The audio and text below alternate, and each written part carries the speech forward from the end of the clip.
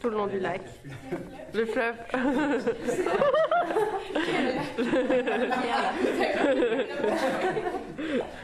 Le fleuve.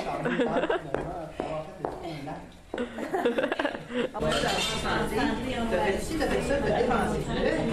Là, à chaque fois, moi j'ai publié dans le devoir il y a un mois un article qui s'appelait l'autre stratégie jeunesse au Québec et je dis la vraie stratégie jeunesse du gouvernement libéral actuel, c'est de nous laisser une dette de 150 milliards d'euros sous-coulés à plus de 100 000 ici et là. Alors, participant en primeur à la tournée du Québec Génération d'idées, accueillons Jade Deveau et Sandrine Courtial. Bonjour. Ça va bien?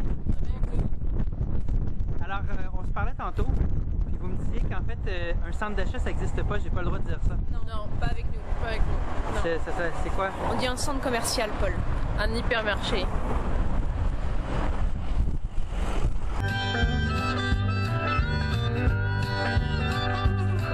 Ok les filles, let's go là!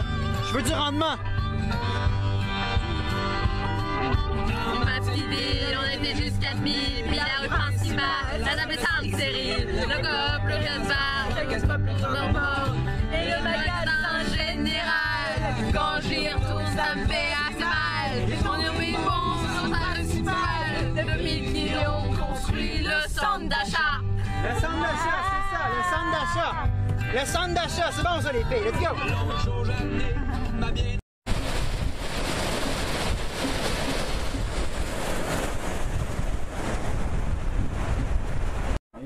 Une plateforme comme celle-là. Et donc, c'est ce qu'on fait à travers Génération d'idées.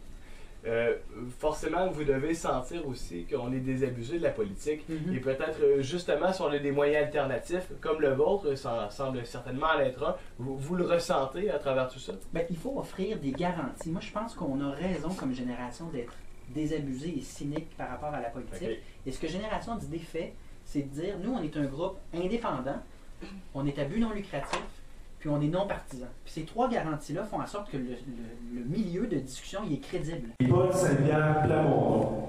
En fait, M. Plamondon est un avocat qui a 32 ans, qui est cofondateur de Génération d'idées et qui est bachelier en droit de l'Université McGill. Il a fait son MBA à Oxford en Angleterre et il a été aussi avocat en droit en Bolivie. Et c'est avec plaisir que je lui cède la parole pour qu'il nous parle de Génération d'idées et qu'il puisse susciter des débats sur les enjeux qui concernent la jeunesse ce soir. Okay. Parce que, d'après moi, une bonne partie de nos impôts, ça va payer l'intérêt de la dette. Puis, c'est les capacités d'agir des générations qui vont suivre. La richesse collective, c'est pas nécessairement la croissance. Une croissance économique ou une accentuation du revenu ou une accentuation des impôts payés par les gens. Parfait. Je pense à la façon dont on fait l'agriculture, je pense en ce moment au développement le manque de liquidité a emmené des systèmes de troc à grande échelle. Je ne parle pas de petits systèmes de troc nécessairement qui sont des solutions intéressantes aussi. Mais le plus grand, il y a la créativité qui émerge de cette crise-là qui montre que le développement ne se fait pas nécessairement juste par croissance économique puis par investissement de... Alors, ça complète notre périple à Rivière-du-Loup. Ça a été vraiment beaucoup de personnes qu'on a rencontrées. C'est dommage parce que la discussion qu'on a eue lors du 5 à 7 à l'Auberge de la Pointe, finalement, on n'entend pas très très bien le son comme vous l'avez vu tantôt.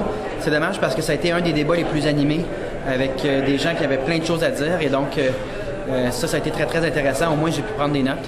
Et donc, voilà, on se dirige vers Rimouski.